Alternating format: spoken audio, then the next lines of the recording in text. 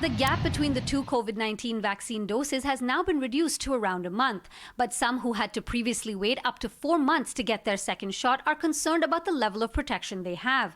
In this week's COVID-19 Q&A with Toronto's Associate Medical Officer of Health, a viewer asked if those who got their 2 shots 4 months apart are as protected from COVID-19 as those who had just the 1 month gap. So we actually know that the second shot, no matter what the interval is, gives you a booster response, except for looking at some of the studies that have been done. Again, it's all about balancing those risks. And right now we're recommending that shorter interval.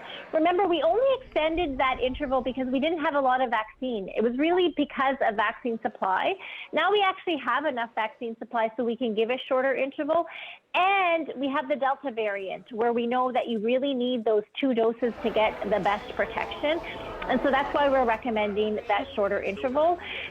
So, as we talked about, if you could extend that interval 6 weeks, 8 weeks, it might give you a slightly better immune response, but then you're more at risk for Delta while you're waiting. And so that's why we're recommending that shorter interval now, especially because we have vaccine supply too. In terms of comparisons, I waited 6 weeks, somebody else waited 2 months.